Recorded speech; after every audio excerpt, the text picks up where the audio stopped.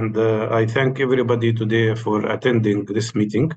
I am so sorry that I cannot be with you in person, but that is very much related to the very complicated situation here in Palestine. It's very difficult for me to leave when we have so many incidents and problems taking place. In particular, I am very worried and very concerned about the enhancement and increase in the attacks of illegal settlers on Palestinian civilians. These attacks have escalated dramatically, and they are very dangerous. In general, I would like to say that probably today the Palestinian people live in one of the most, if not the most dangerous periods of their life. We face the most extreme, the most racist Israeli government in the history of this region. A government in which ministers don't shy away from describing themselves by their own words as fascists. What is happening is really a major strategic turning point. It's not something transitional. That what we face today is a very serious transformation, very serious strategic change, and it is not a transitional matter. Because the Israeli military occupation, which lasted up till now 56 years, becoming the longest occupation in modern history, has transformed completely into a system of apartheid, a racial system of apartheid that is the worst in the history of humankind. More than that, occupation produced settlers, settlers produced apartheid, and apartheid is producing fascism now. The number of illegal settlers occupied territories have increased from 1993, when Oslo Agreement was signed, from 121,000 to 750,000 today. They have become a major political force, a decisive, actually, political force in Israel. They occupy no less than 15 seats in the Israeli Knesset or parliament, which has only 120 members. And more than that, they have produced, these are groups of young settlers carrying guns, running around terrorizing Palestinians. And these gangs, in a way, are repeating what the Zionist gangs did in 1948 and committed no less than 50 massacres and forced 70% of the Palestinian people to leave their homes and villages and towns. We've witnessed for the first time since 1967 something very dangerous, where the Israeli settlers' terrorism has forced a first Palestinian community, Bedouin community in a place called Ain Samia in Ramallah area, to leave their community. That is the first act of ethnic cleansing that is happening, called Masafir Yatta. Maybe you heard about it in Hebrew. Yeah. Today, one of the most important ministers in Israeli government is Smotrich, who is the Minister of Finance, and he is also he demanded and got a responsibility in the Ministry of Israeli Army to become responsible for the West Bank. He and Ben-Gvir, who is now in charge of the border police. I would like to interrupt you again. Please go ahead with Ben-Gvir, because it was interrupted. Up, Ben-Gvir, please. I said Ben-Gvir is now the minister. Ben-Gvir is the Minister of Interior Security, and he is also in charge of police and border police, as well as the prisons in which Palestinian prisoners are held, no less than 5,000 prisoners. And he is also responsible for what happens in the Aqsa Mosque. Smotrich, who is leading an extreme ultra extreme party, represents he and Ben-Gvir both represent what we call the Jewish fundamentalist racist groups. Smotrich himself declared recently, and these are his words, not my words, his words. He said that he described himself as a fascist homophobe. He also said that his plan is to fill the West Bank with settlers and settlements so that Palestinians would lose hope, any hope, to have a state of their own.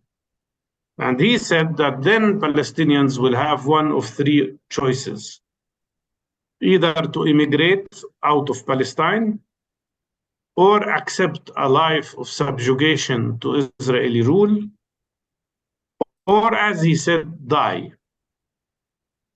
and become martyrs, as he said.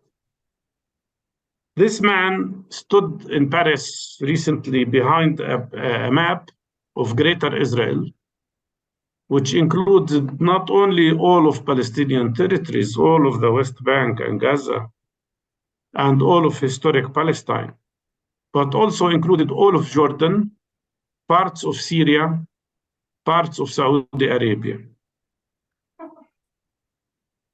And he declared that there is no Palestinian people. There is no such a thing as Palestinian people. Netanyahu, the Prime Minister of Israel, never negated or criticized these actions by Ben-Gvir or Smotrich. But let me say that even when the Israeli opposition was in government, I mean Lapid and Bennett, they also declared that they will not allow a Palestinian state.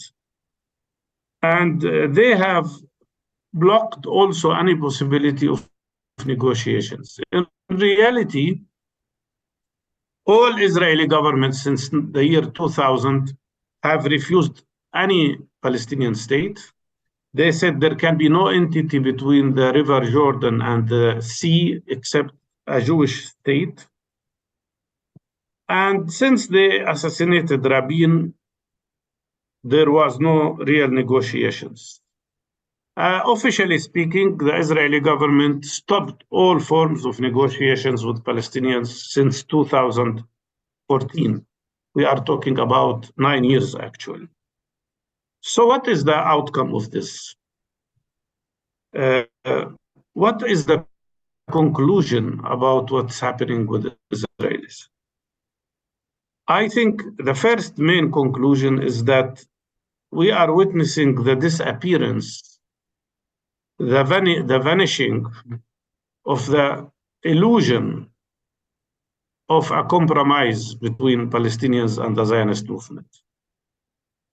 And unfortunately, the Israeli opposition, which demonstrates against Netanyahu, and you can see that on TV, it's in opposition to Netanyahu only when things relate to Jewish affairs, the judiciary system for Israelis. But they are not against Netanyahu when it comes to his policy towards Palestinians. The opposition in Israel supported Netanyahu when he passed a law to strip Palestinians who are accused of resistance from their nationality and citizenship in Jerusalem and in Israel itself. They supported his law to prohibit Palestinians from raising the flag, the Palestinian flag.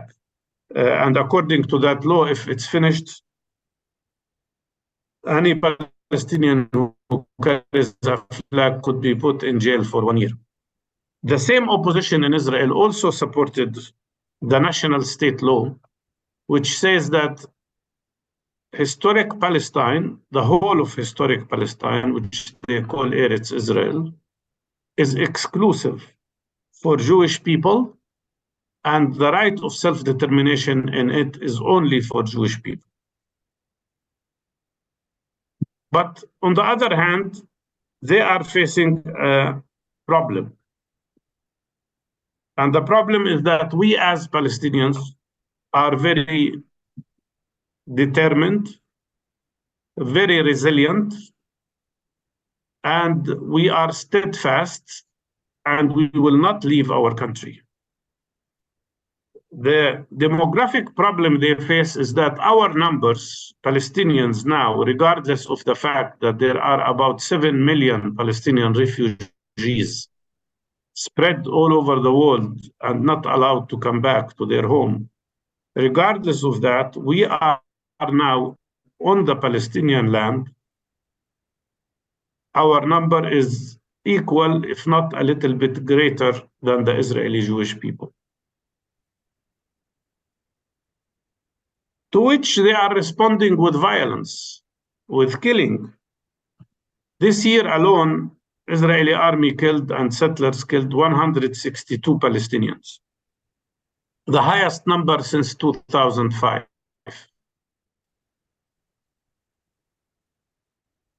One of those who were killed by the Israeli army recently, 4 days ago, and I was in his house, I attended his funeral, was a child by the name of Muhammad Tamimi in Nabi Saleh, who was only 2.5 years old. How can an Israeli soldier shoot a child who is only 2 and shoot at them actually 6 bullets for no reason?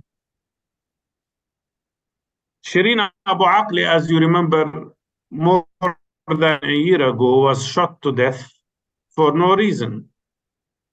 The soldiers shot her, the sniper shot her 15 times, and she was instantly killed. He shot 10 times. She was hit in the head and died instantly. One of her colleagues was hit in the back. Nobody was held accountable. Although Shireen Abu Aqli is not only Palestinian Christian, but also an American, she has American citizenship.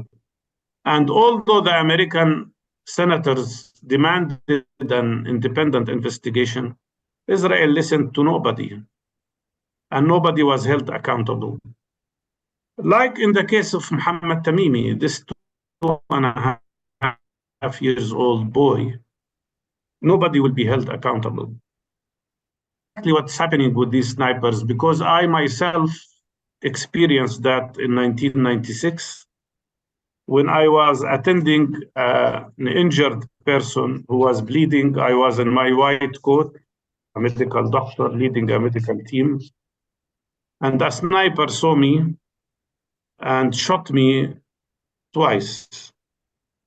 I still carry in my back and shoulder 36 shrapnels from these 2 bullets that he hit me with. I was lucky because the bullet passed by my head, it didn't hit in the head. But again, that soldier was not held accountable. No investigation was done. Add to that the fact that the Israelis are conducting every day tens of arrests against Palestinians.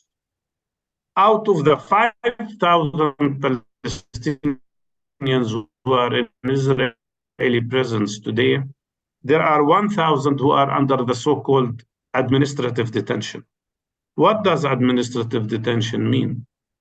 It means that anybody can be put in jail for unlimited period that could go as far as 6-7 years without even charges, without even knowing why he is put in jail or she is put in jail. Nobody does that anywhere in the world. And these kinds of oppressions, in addition to land confiscation, settlement expansion, which is going on at an unprecedented rate, all of that will not break us. But we have to know the reality.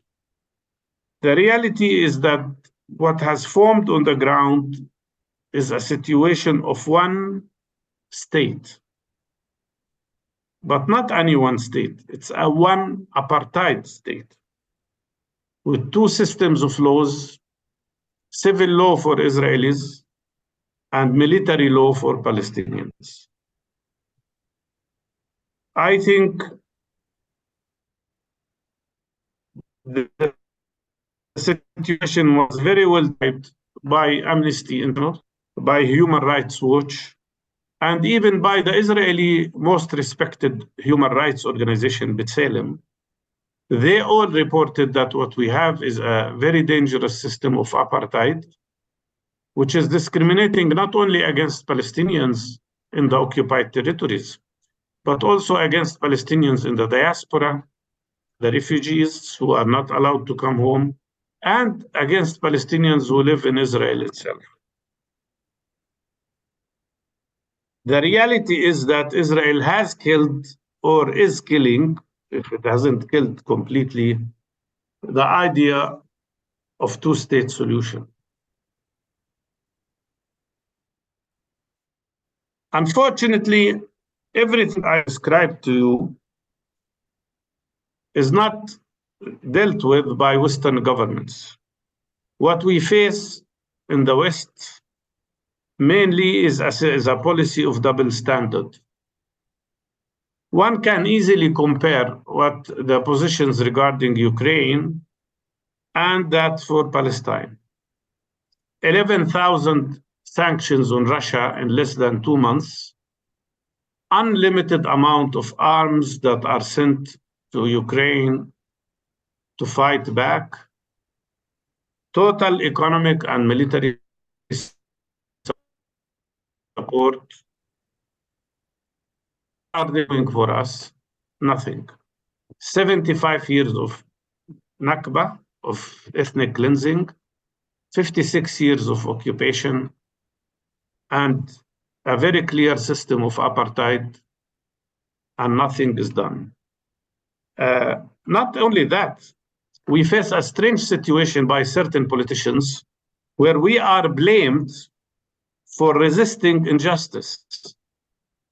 They are blaming the victim because I know for sure, I've read and seen the most recent polls in Germany, and they show that 2/3 of the German public are supportive of Palestinians. Here you face a very huge gap between the public, and that is, of course, very dangerous, because what we see here is an act where any criticism of Israel and its violations of international law is described as anti-Semitism. Well, we are Semites too, by the way, and criticizing the wrongdoing of Israel is not anti-Semitism. Those who support Palestinians are supporting justice, are supporting what all religions advocate, which is the rights of people and justice for people. And nobody should do what politicians in Germany do, which is to be afraid of what I call intellectual terror that Israeli lobby is practicing, to the level that they would not allow Palestinians even to celebrate the issue of the Nakba, the catastrophe that happened to them in 1948. The Israeli lobby intellectual terrorism is very clear. Either one, they divide people into 5 or 6 categories. Either you are completely and totally supportive of Israel and what it does to Palestinians. you are against that, or an anti-Semite if you protest against it if you are in Europe. And if you are a Jewish person who supports Palestinian rights, and there are many good people like that, they are described as self-hating Jews. Well, I don't, of course, accept this classification, and I don't think any of you should accept it. And let me say, today we see a reality, and I say it very frankly. If they kill or continue to kill the two-state solution, then the only alternative to one apartheid state is one democratic state with equal rights and equal duties. Equal rights, I mean by that not only equal civil rights, but also equal national rights. A one democratic state where also Palestinians have the right for self-determination, where all Palestinians have the right to be free in their own country. I know when I say that some people would, that's impossible. The Israelis will never accept one-state solution. But then I ask, do they accept two-state solution? They don't accept two states. They don't accept one state. What they are accepting is only one apartheid state. And that means we should become slaves of this system of apartheid. We will never accept that. And as one of my best friends, I think you know him, Daniel Barenboim, the very well-known musician in Germany, who's an Israeli, by the way, as he said sometimes to me, sometimes the impossible is easier than the difficult. So if having a one-state solution is impossible, I think it would be easier than having two-state solution, which is difficult. I want you to know that we as Palestinians, regardless of our suffering, and regardless of what we go through, are steadfast. We will continue to struggle. We will never give up. We will never accept to be slaves of occupation and apartheid. And we will struggle for our freedom. And we want all the people of the world who believe in freedom, who believe in peace, in real peace, who believe in justice, who believe in equality, to be on our side. And to translate that solidarity with Palestinians, and I say it frankly, regardless of how your politicians think, they should impose sanctions on Israel and on the Israeli settlers and on the Israeli apartheid system. How this to continue. What I say to you is not against Jewish people or even Israeli people. What I say to you is for the sake of both Palestinians and Israelis at the end of the day. Because the conditions, apartheid system, this occupation, this ethnic cleansing means suffering for both people. The only people who will enjoy that are those politicians who are making money, making profits, making fame out of the suffering of both people. And that should be stopped. Terrorists, they might call us, and it was Nelson Mandela also was called a terrorist. Gandhi was called a terrorist. Martin Luther King was called the violent. But eventually they all succeeded. And their people got their freedom. And that's exactly what we will get. One day, there will be peace in this land, as there should be.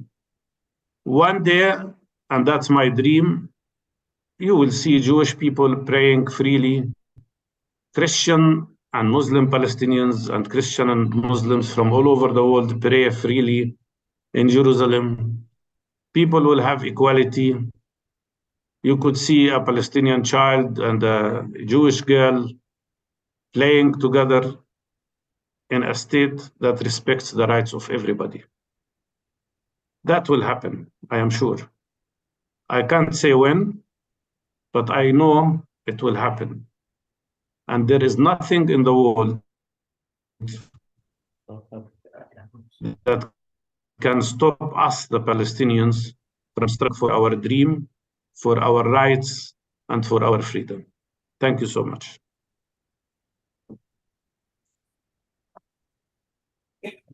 Seht ihr mir nach, dass ich jetzt nicht eine Übersetzung des ganzen Vortrages, dass da keine Korrekturen zwischendurch erfolgen, sondern ich werde einfach so die Stichworte geben. Okay? Ohne Unterbrechung, dann geht es ja schneller.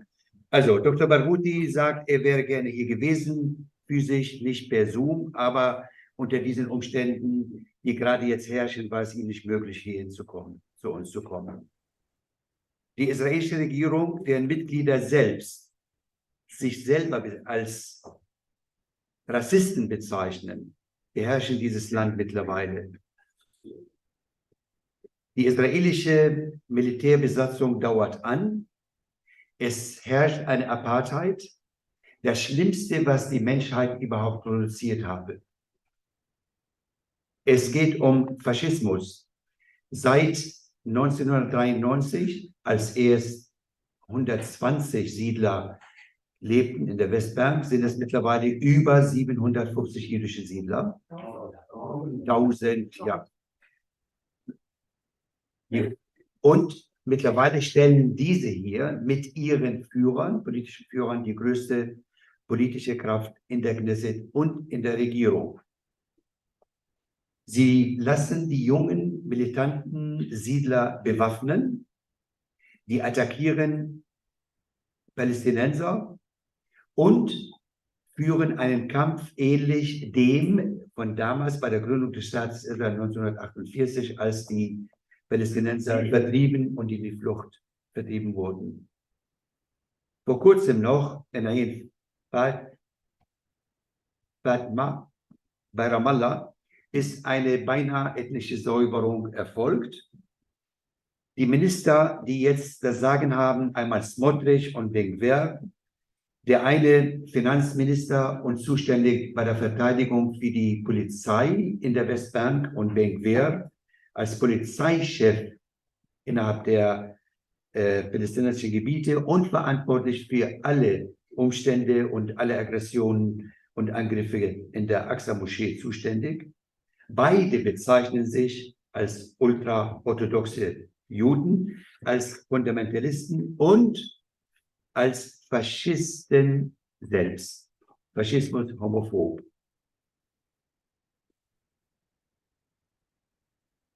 Das bedeutet,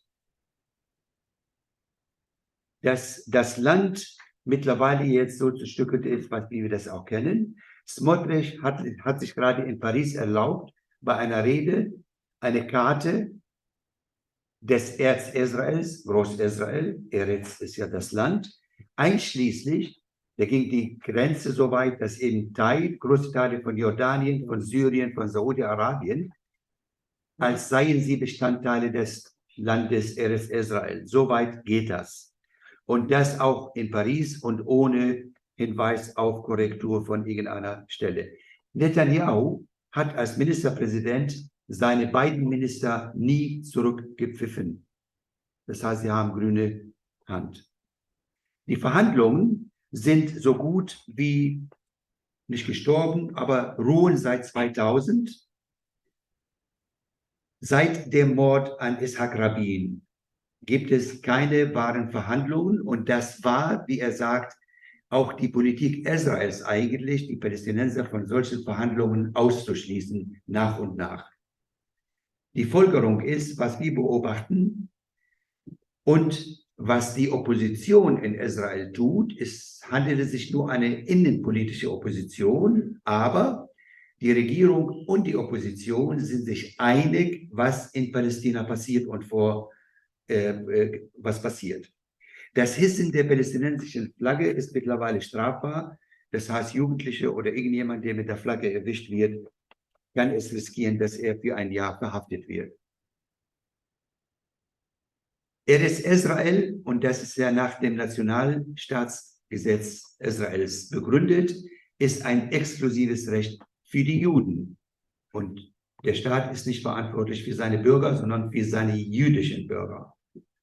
Problem ist, wir widersetzen uns all diesen Sachen als Palästinenser und werden nicht nachgeben. Mit unseren Palästinensern im Ausland sind wir über 7 Millionen alleine im Ausland. Zurzeit sind wir genauso stark wie die Juden selbst in Israel. Wir sind eine Macht und wir bleiben da auch stehen in unserem Land. Die Gewalt der letzten Monate seit Übernahme der Regierung hat zur Folge gehabt, dass 122 Tötungen erfolgten, gezielte Tötungen. Die letzte Tötung war die von Mohammed Tamimi, haben wir ja letztes Mal davon gehört, mit dem Auto. Und die Tötung, die gezielte Tötung von der Journalistin Shirin Abu Akleh ist ein Beleg dafür, wie die Militärverwaltung vorgeht. Shirin Abu Akleh war Christin, Palästinenserin und US-Bürgerin und dennoch ist ja nichts passiert. Das heißt, die Soldaten werden nie zur Rechenschaft gezogen oder für ihre Taten belangt. Als Arzt bin ich, sagte er, sichtbar mit meiner Kleidung gewesen. Bei einer Aktion bin ich ja auch angeschossen worden, zweimal. Zum Glück hat mich die Kugel nicht getroffen, sonst wäre ich ja getötet worden. Und er kam dann, ja, das weiß ich. Ja, okay. Folglich sind die Verhaftungen, die vorgenommen werden, jetzt so gravierend, dass eben jeder verhandelt werden kann ohne Begründung und ohne Urteil für mehrere Monate. Zivile und Jahre auch. Jetzt gibt es Folgendes, sagt er, es gibt jetzt ziviles Recht mit allen Anzeichen von Demokratie in dem einen Land und alles andere mit Militär, Verwaltung und Gewalt auf der anderen Seite. Das ist nicht nur Diskriminierung, sondern das ist Apartheid. Und da müssen wir uns dagegen wehren. Wenn ein Staat sich sowas leistet, dann ist es eine Apartheid. Die westlichen Staaten wissen das und verfolgen oder betreiben eine Politik der Doppelmoral. Doppelmoral, Vergleich Ukraine. In der Ukraine, Russland gibt es eben Sanktionen. Hier wird nichts unternommen. Ich kürze das jetzt ab. Wir werden verdächtigt, wenn wir uns wehren, Terroristen zu sein und sind Anlass für weitere Angriffe der Israelis. Die deutsche Bevölkerung, und das ist meine Wahrnehmung, sagt er, ist zu 2/3 Mehrheit für Palästina. Nicht aber die Politik. Und wenn das Volk mit seiner Meinung differiert von der Politik, dann gibt es eben einen Dissens, da muss man da auch mal drüber sprechen. Jegliche Kritik, das wisst ihr alle, sagt er, gegen die israelische Politik, egal in welchen Nuancen, werden bei euch als antisemitisch bezeichnet. Wer aber die Palästinenser und Palästina unterstützt, setzt sich eigentlich für Gerechtigkeit und für den Einsatz von Frieden.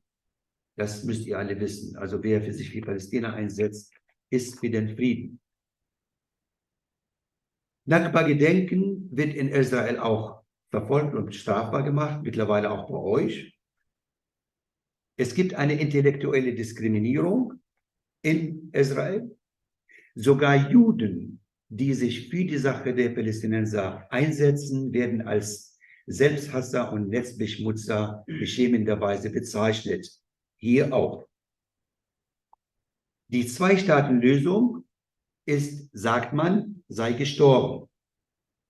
Wenn das aber so sei, dann müsste es einen demokratischen Staat für alle geben unter Verwendung aller Rechte für beide Teile.